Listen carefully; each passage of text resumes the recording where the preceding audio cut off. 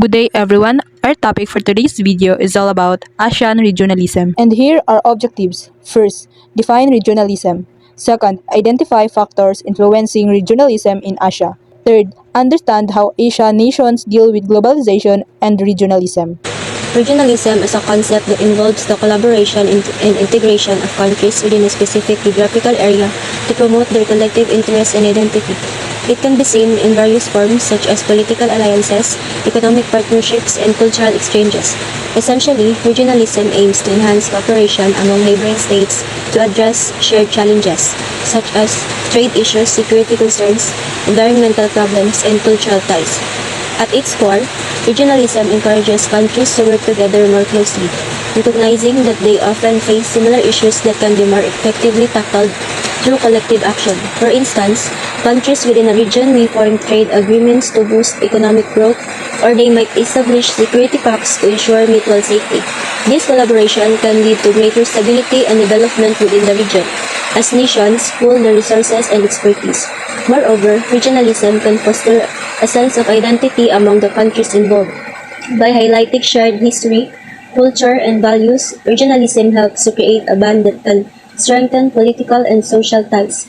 This sense of belonging can also encourage citizens to engage more actively in regional initiatives and support policies that benefit their collective well-being. Overall, regionalism is about countries coming together to enhance their cooperation and address common challenges, all while fostering a shared sense of identity and purpose. It plays a crucial role in shaping the dynamics of international relations and can lead to more sustainable development and peace within a region. Regionalism, both in the past and present, has evolved significantly, reflecting changes in political, economic, and social landscapes. Historically, regionalism emerged as a response to colonialism and imperialism, where newly independent nations sought to assert their identity and interests against larger powers. In the middle 20th century, regional organizations began to form, such as the European Economic Community and the Organization of African Unity, aimed to fostering cooperation and unity among member states. These early forms of regionalism were often driven by a desire for economic development, political stability, and cultural solidarity, as nations recognized the benefits of working together in the face of common challenges. In contrast, contemporary regionalism is characterized by a more complex and interconnected global environment. Today, regionalism encompasses not only economic and political cooperation, but also addresses issues such as climate change, migration, and security threats. Modern regional agreements like European Union and the Association of Southeast Asian Nations reflect a deeper level of integration, with member states collaborating on a wide range of policies that affect their citizens' daily lives. This shift highlights the importance of regionalism in responding to global challenges that require coordinated efforts across borders. Moreover, the rise of technology and communication has transformed how regionalism functions. In information sharing and digital connectivity enable countries to collaborate more efficiently, fostering greater engagement among citizens and governments alike. As a result, regionalism today often includes grassroots movements and civil society participation, allowing for a more inclusive approach to addressing regional issues. In summary, regionalism has evolved from its early roots focused on post-colonial identity and cooperation to a multifaceted phenomenon that addresses contemporary global challenges by fostering collaboration and a shared sense of identity. Regionalism plays a crucial role in shaping the future of international relations and promoting sustainable development within regions. Hackney's Phase of Regionalism and Degrees of Regionness. Hackney 1996 argued that regionalism has two phases, which is the old and the new. Old regionalism, bipolar such that it was produced in a schism between opposing political alliances. So this old regionalism was divided between two superpowers, the United States or US and the Soviet Union or USSR, each leading its own bloc of countries. Second one, imposed by the superpowers. This articulation, the US and USSR imposed their influence, economic system, and political ideologies on their respective regions. Third is secure economic security within alliance. This articulation, regional economic cooperation, was focused on securing economic stability and growth within each bloc. Fourth is specific to economic and political objectives. This articulation, regional policies serve the economic and political interests of the dominant superpower in each bloc. And lastly, focus only on nation-states. This articulation, the primary actors in international relations were nation-states, which regional dynamics shaped by state interests and interstate relation. If we have old regionalism, we also have new regionalism. First, here in new regionalism is multipolar as it is open for multilateral engagement and collaboration among countries. It means many countries work together sharing ideas and resources. Second, spontaneous and self-voluntarily by constituents. Means countries choose to participate and collaborate. Third is open inasmuch as it is multipolar. It means cover many areas like politics, culture, economy, and social issues. Fourth, comprehensive and multinational. Political, cultural, economic, social. Involve many countries, big and small. And lastly is involve non-state actor. It means include organization and group beyond just governments. So next is regional as a geographical unit. A region can be construed as a place, as a physical environment. For example, we can determine Asia as a region based on the land and water boundaries surrounding it. Region as a geographical unit is a region can be understood as a physical environment which distinct natural features such as mountains, rivers, climates, and landforms. Second, region as a social system. A region can be construed as a conglomerate or people occupying a particular space and possessing unique dynamics of interaction. It means a region is a group of people who share space and have their own way of interacting with each other. The third is a region as organized cooperation. A region can be construed as a group of nations who agree to take part and form as a formal organization. It means a region is formed when countries agree to collaborate and create a formal organization to achieve common goals. Next is a region as civil society. A region can be construed as a network of cultural and social linkage among countries who voluntarily take part in a cooperation among nations. It means a region is a network of connection between countries built on shared culture, social ties, and voluntary cooperation. And lastly is a region as an acting subject. A region can be construed as a group of nations concerned about peace, welfare, and prosperity of its people. It means the region is a collective entity that prioritizes the well-being, peace, and prosperity of its people. Russian regionalism. Regionalism is growing in many parts of the world, including Asia, where cooperation among countries is becoming more important.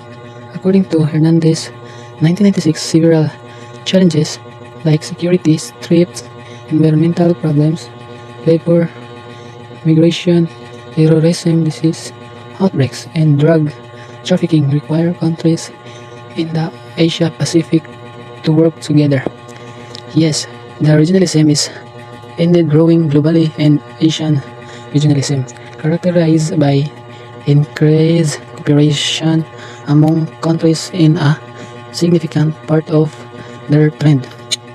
Asia, the largest and most populated continent, it is geographically separated from Europe by the Ural Mountains, from Africa by the Suez Canal, and from North America by the Bering Strait. The Columbia Electronic Encyclopedia 2012, Asia is divided into several sub-regions: Central Asia, East Asia, South Asia, Southeast Asia, and the Middle East, each with its own unique characteristic. Yes, this statement is accurate. Asia is indeed the largest and most populated continent. It's geographically separated from Europe by the Ural Mountains, from Africa by the Suez Canal, and from North America by the Bering.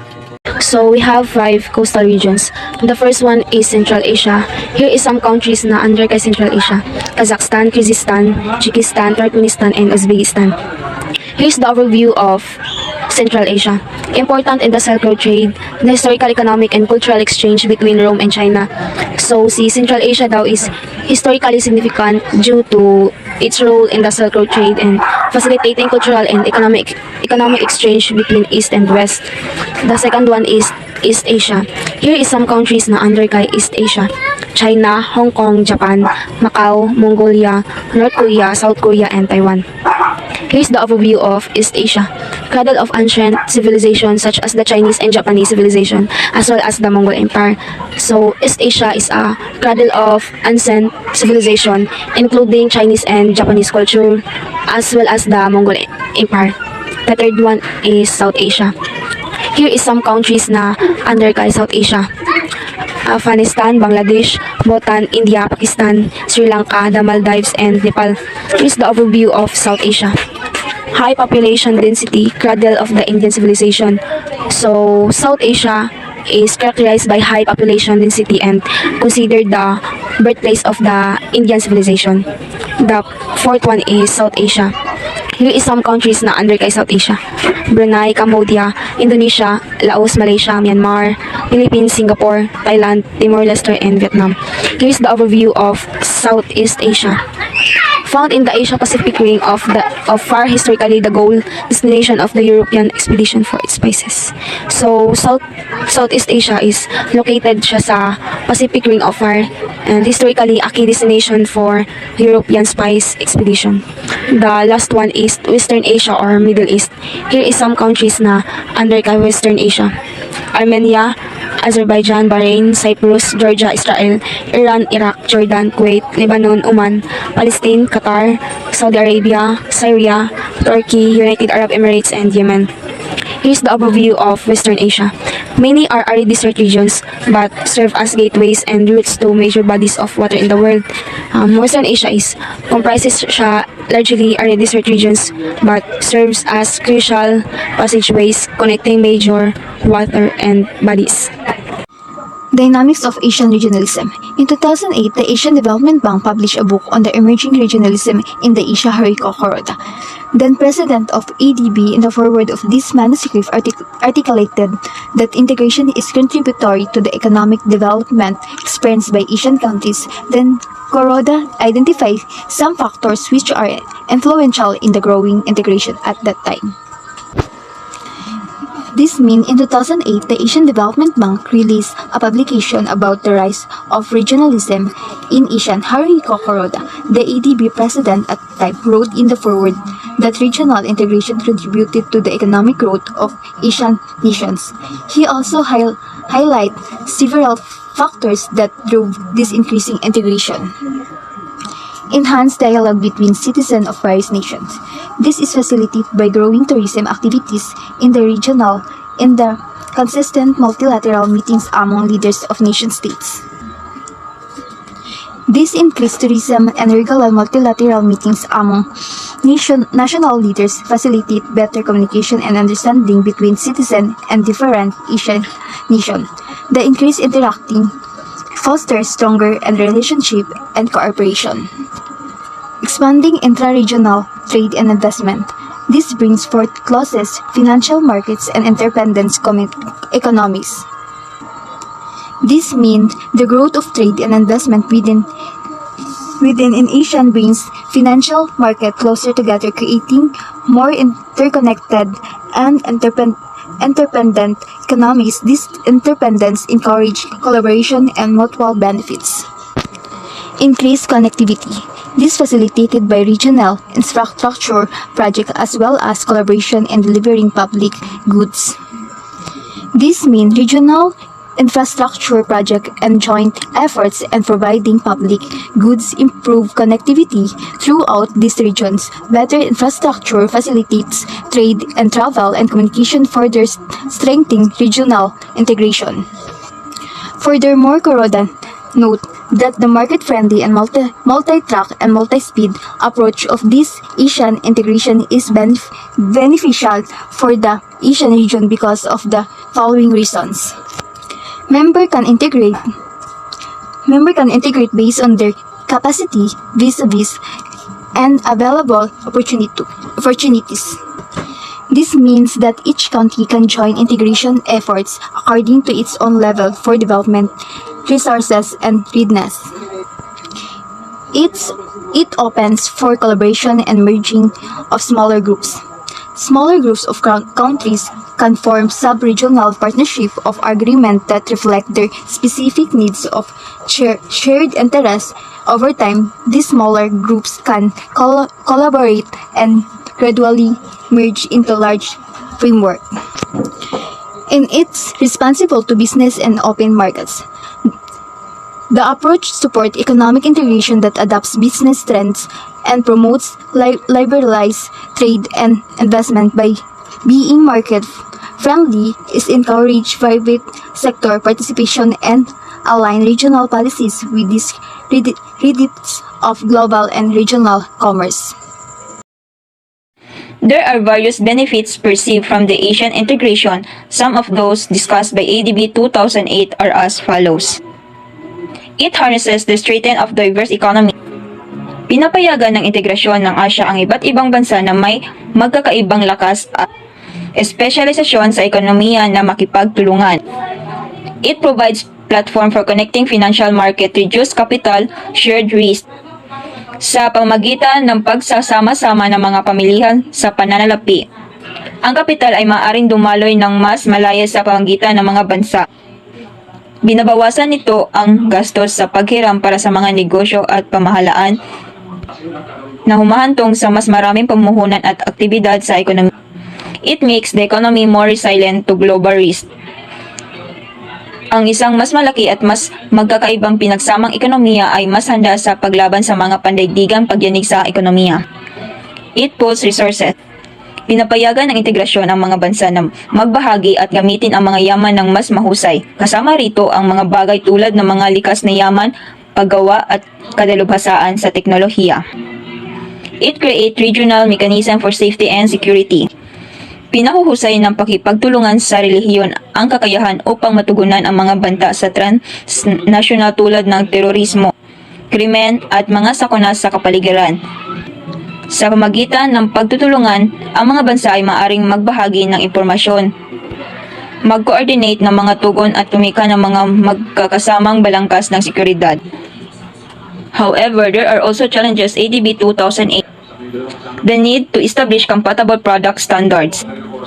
Magkakaiba ang mga bansa sa kanilang mga pamantayan para sa kaligtasan, kalidad at paglalagay ng label sa mga produkto. Halimbawa, isang kumpanyang Pilipino na nagnanais na mag-export ng mga electronics sa Japan ay kailangan tiyakin ang mga produkto nito ay nakatugon sa mga pamantayan sa kaligtasan at kalidad ng Japan na nagdaragdag ng mga gastos at oras sa proseso. The need to establish guidelines that buffer financial contagion and ensure compatible financial regulations. Ang mga krisis sa panalapi sa isang bansang Asyano ay maaaring mabilis na kumalat sa iba at dahil sa pagkakaugnay ng mga pamilihan sa pananalapi. So, example ni Ani kay ipinapakita ng Asian financial crisis noong 1997-98 kung gaano kabilis kumalat ang mga problema sa pananalapi sa buong relihiyon dahil sa hindi sapat na koordinasyon ng regulasyon. The need to coordinate microeconomic policies. So, ang mga bansa ay may magkakaibang mga prioridad at estratehiya sa ekonomiya. Ang magkakaibang mga pamaraan sa paghawak ng inflasyon ay maaaring kumantong sa mga kawalan ng timbang sa kalakalan o pagbaba ng halaga ng pera na nakakasira sa pangkalahatang proseso ng integrasyon ng ekonomiya.